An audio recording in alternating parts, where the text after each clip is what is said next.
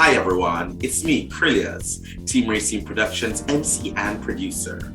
And joining me today is Malcolm Smith. Welcome. Hey, how are you?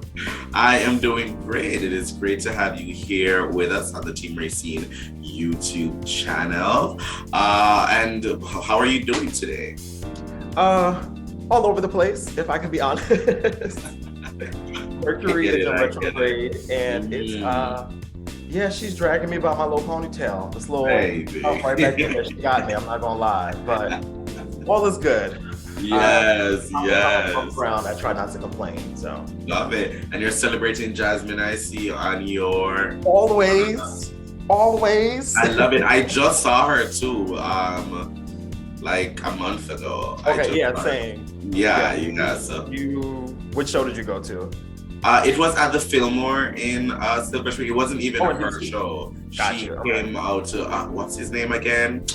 Oh my goodness, I forget his name. I was just at this show and I forget his name. Okay. Anyways, he brought her out. And we were gagged. We were like, oh wow, okay, we did not expect this. And she gave a little one too. Huh? I'm trying to think who this would even be. Like, who does she have? Yeah. Oh my God. Why do I have the tickets? I don't remember his name. Okay. I'm so sorry, sir. I enjoyed your concert. You were a great singer. You look great shirtless on the stage. And if I do remember your name during this interview, I will say it. But is it Avery Wilson? Huh? Avery Wilson? No, it was not. Okay. You said great without a shirt on, and I just connected dots. No.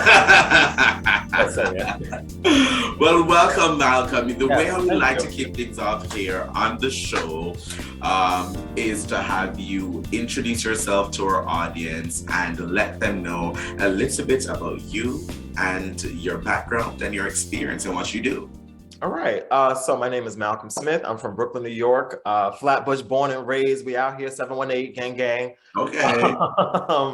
I am a screenwriter, podcaster on the side, teacher by day, all around creative, lover, friend, and homie.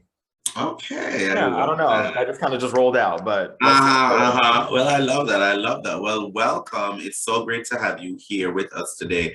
And, we're going to get into everything. When did you know that you had like a love for screenwriting and creating, making a narrative and creating a storyline and, telling a story? When did you know that? It's hard because I think once you start thinking back, you think of all of the moments that you now realize were those moments, but I don't think you know it at the time. So even as far back as elementary school, like my favorite class was always English class. And not really because I love to read, but because I love to write, which is kind of counterproductive. Like you need to be reading to writing. But my favorite assignments at school were always the assignment where it would be free write, go home and write a story about whatever you want. And I'd be like, oh, y'all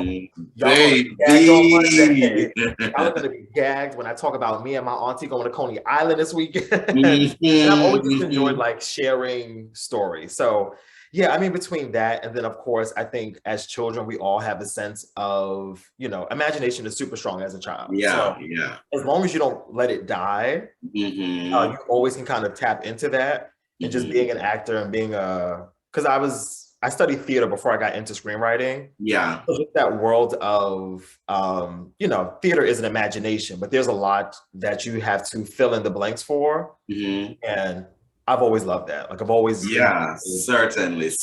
I love that. I like how you brought that up, like your favorite assignments back in school, because those are mine as well. I remember we used to do composition and it would always be something like your life as a pencil, some random action. I remember in Jamaica, they had this children's newspaper that everyone, in all the primary schools got. So we could pick up the children's own, they called it, and it was the best newspaper. It was just for kids, but they would have submissions from all over the island of people putting in their composition things, right?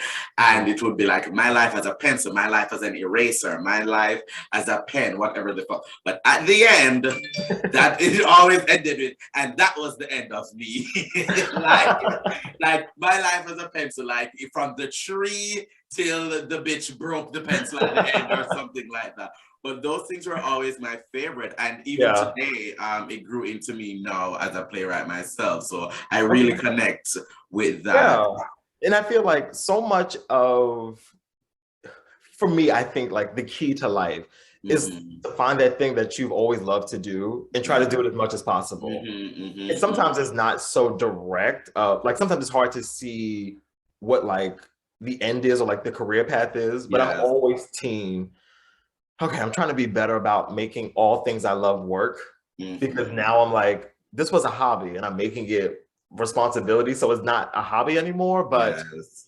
yeah, the things that drive you, I feel like people should Yeah. lean to those more. I So agree. I agree. So let us talk about Butch Queen Energy, the yeah. series. Yeah. I love it. Tell me how you came up with this show and this concept. What started it? Yeah. So I guess the initial jumping point would be December 2019. So I'm a part of a creative team called Lennox Letters, which is the team Mm-hmm. that is a creative team of myself, Simone Smith, Essence Mason, and Chanel Samuels. And the Mm-hmm. four of us create just a bunch of work together. So the thing that we worked on in 2019 was a musical, which was written by Essence. And to put up a musical takes a lot of time. So Mm-hmm. many of days were spent either in rehearsals or in rehearsals or in rehearsals. So there wasn't a lot of time to shoot stuff. So jump to February 2020, they were like, well, let's write something specifically for IGTV. I was like, all right, I'll write like a 15-minute short. It was going to be called New Year's Eve, and it was going to be about Mm-hmm. these three friends on New Year's Eve that come over and, you know, shit happens basically. Yeah.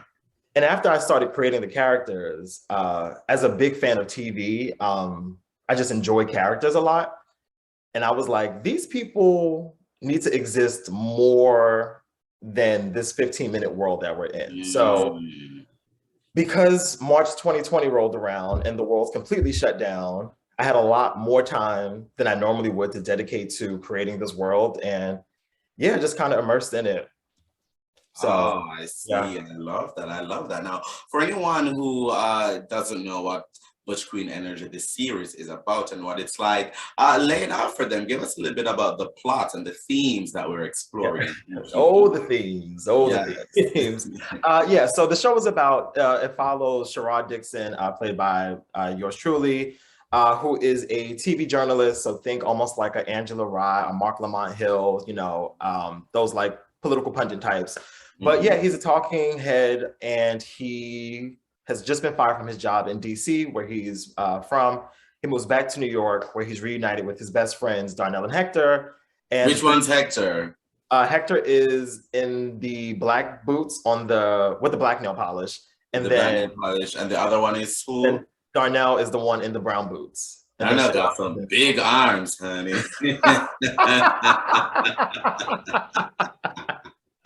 Let's just say that. So has it been you in the YouTube comments? Because it's been It has not. It has not. wow.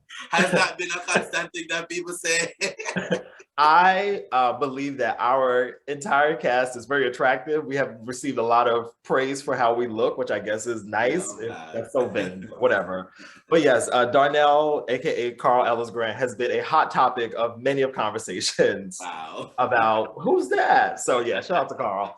Um, but yeah, so it follows these three best friends and they navigate life, love, and homosexuality in New York City. Oh, we love homosexuality in New York City. We love Don't we? it. Don't we? Yes, we do. Yes, we do. So, what's the experience been like, getting to put this together? I'm sure, it's one of those dreams of many people to be able to put something like this together and to really tell, true, authentic stories that you connect with, that others that you watch it with, others that see the work will connect with it. Yeah. It talks about a very specific community, a very specific type of person, of people, and that community and how we live and grow. So what has it been like putting this story together, creating it, and see it really come to fruition? Yeah, I won't lie, it's been a lot of work. Mm-hmm. It's been a lot of work. It's been a lot of work, but with the work comes a reward, which I guess is, really nice. Uh, you said a little bit, writing a show that people that our community are going to connect with. That actually wasn't true for me. Like I knew that I liked it. So we did a table read for the first episode, which is actually this is the image from right here. And we did a table read of the pilot in December 2020. And then the series wasn't really finished being written until like September 2021. Yeah. So within that time period, I had sent it to like a couple of friends, like some gay friends, some Black friends, some friends that I thought would connect with the show. It was just like, hey, let me know what you think. Are you into this? How do you feel about it? So I got pretty good feedback from that. But you know how our community can be, we're not a monolith. And I think when sometimes people try to write the story of people whose stories aren't told often, they hold the weight of telling everyone's story. And I wanted to, and that was really where I was kind of like apprehensive in the idea of, this is my experience as a gay person. This is the world. This is how I have viewed the world. This is not, any other person that identifies as a butch queen or trade or femme or any of those other categories. And even in the creation of the name of the show, I don't want to call the show like the Butch Queens, because as soon as you title it that, every person that identifies as a Butch Queen is going to be like, that's not me. I don't know these people. Exactly. And I hate that we do this as a culture, but it's very easy to do it. Like, I'm from New York. So when shows come out that are based in New York, that's not New York. much more critical than I would ever be about a show about LA or Houston or Dallas or wherever, because your culture, like very that. It's me watching Scandal, living in DC, and I'm like, baby, where did they film this at? Right, yeah. It's what like, train is that? It almost pulls you out of the world sometimes. And I wanted to make sure that in telling this story, that it was like, these are these people, but this is not everybody, Yeah. But yes, so beyond that, overall, it's been exciting. A lot of people seem to be gravitating towards the show. I love that there is this wave of many Black creators that are doing Black shit. I mean, Slate TV has been doing it for years. I know Black Judy's is out now for the boys, which is so great. There's just so much stuff now. So I'm happy to be in the space with everyone else. And I'm happy that it's not just one. Because like I said, when it's one, the weight gets, like heavy, but like, I agree. We want to have multiple stories. We want to see, all different facets of, or shared experiences and some unshared experiences, things that, I might not be aware of is, a part of someone else's life, even though they're in the same perceived community, you know what I mean? So it's good to have as many creators telling as many stories as possible, you know what I mean? Because other people, let's just say other people who aren't us, when they make things, they're not necessarily holding the weight of this community and these communities and these intersections on their back. They're able to tell whatever because they've been telling whatever. How many shows have we seen about a group of white friends in a random town in America? Maybe. Hundreds. Hundreds. Yeah, very that. So, well, I enjoy this because, just seeing more Black stories and more Black creators really being able to have their visions come true and really put it out in the way that they want it to is really great. Tell me what that support has been like. I know you've mentioned a few people from your creative team. How did that creative team, get started and come together? And what is it like to have that kind of support with you, as you go about creating stories? Yeah, so our team was formed. We all used to work, I don't know, I'll say it. We all used to work together at the Apollo Theater, which is how we really connected. And at first it was just Essence and Simone that were going to do like a creative project. They had just kind of been talking about it. And then later on down the line, they kind of wrote me in and was like, hey, you should come work on some stuff with us. So that's how the team was formed. And this was back in 2015, 14, 15, somewhere around there. So I mean, the support of a team is great. Like, it really is helpful to have people kind of carry the load with you. Yeah, yeah. Sometimes this work can be really exciting and really rewarding, but the excitement and the reward usually comes after a shit ton of work. Oh, sorry, Baby. that hurts. Yeah, you can. Sorry, yeah, it comes after a lot of work, and even just having someone to, it's the age old saying, it's not the load that carries your back, it's the way you carry it. So if you really can have like a good support team around you, that can really help you kind of cross the finish line sometimes, it helps a lot. So certainly. yeah. Well, we're about to cross our finish line here. All So right now, before come I on, do let segue. you know, baby. So before I do let you go, how can people find out more about you, find out more about the series, watch the series, support, donate, follow, and just keep up with everything that you got going on and BQE is giving? Yes. All right. So the way you can keep up with me is I'm on Instagram and Twitter at _Hey Malcolm. I don't tweet or gram a whole lot because the internet is raggedy and it's a scary place. It is.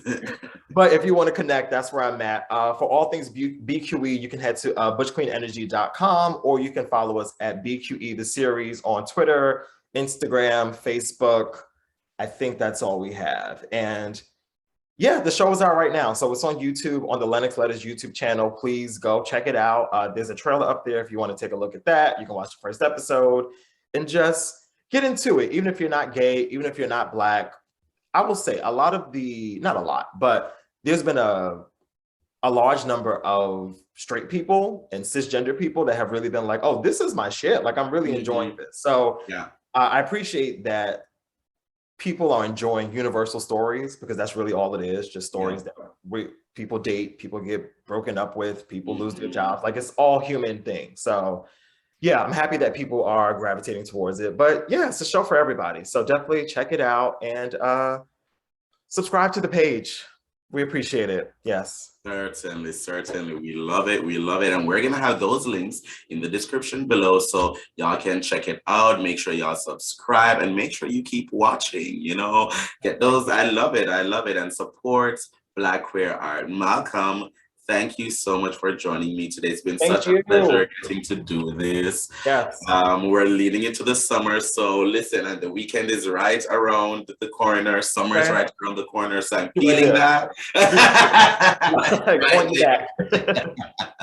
So thanks so much for being here. And I wish you the best of luck as the series continues coming out. All right. Yes. Thank you. You as well. Thank you so much for this. I appreciate it. Thank you. Those watching, please follow Team Rayceen Productions at Team Rayceen on all forms of social media. Click around our YouTube channel and check out our other interviews, vlogs, forums, and more. And while you're there, make sure that you like, comment, and subscribe. But most of all, thank you for watching. Bye, everyone.